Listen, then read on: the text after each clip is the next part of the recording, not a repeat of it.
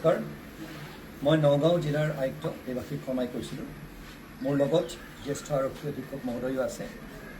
মই আমাৰ বিদ্যাৰ্থীসকলক, ছাত্ৰ ছাত্ৰীসকলক কাতৰভাৱে মই অনুৰোধ কৰিছোঁ, বিপথে পৰিচালিত যাতে নহয়, অন্যথা আমি বিধিগত ব্যৱস্থা তেওঁলোকৰ বিৰুদ্ধে ল'ব লাগিব। তেওঁলোকৰ আৱেগ, তেওঁলোকৰ অনুভূতি আমি ভালকৈ বুজি পাইছোঁ, কিন্তু ৰাস্তালৈ ওলাই আহি এনেধৰণে তেওঁলোকৰ প্ৰতিবাদ সাব্যস্ত কৰাটো কিমান দূৰ সঠিক হৈছে সেইষাৰ কথা আমি এবাৰ ভাবি চাব লাগিব।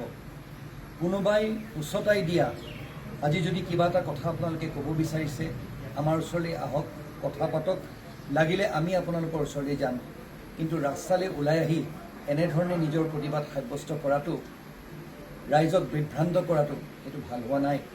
সেই তাৰ বাবে প্ৰশাসনৰ তৰফৰ পৰা আপোনালোক সকলোকে আমি অনুৰোধ জনাইছোঁ, যাতে নিজৰ নিজৰ স্কুলত যাতে থাকক, ৰাষ্ট্ৰীয় ঘাইপথলৈ যাতে এনেধৰণে ওলাই নাহিব, অন্যথা বিধিগত ব্যৱস্থা আমি আপোনালোকৰ বিৰুদ্ধে ল'বলৈ বাধ্য হ'ম।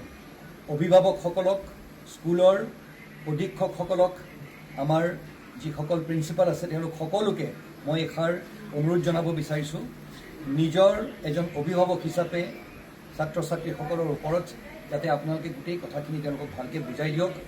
নগাঁওখনত এটা বিশৃংখল পৰিৱেশৰ যাতে সৃষ্টি হ'বলৈ নিদিয়ে, অন্যথা আমি তেওঁলোকক এৰেষ্ট কৰিবলৈ বাধ্য হ'ম, আৰু সেইটো কৰিলে কাইলৈ তেওঁলোকৰ অসুবিধা হ'ব পাৰে।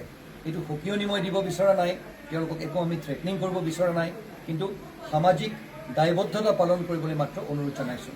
ধন্যবাদ, নমস্কাৰ।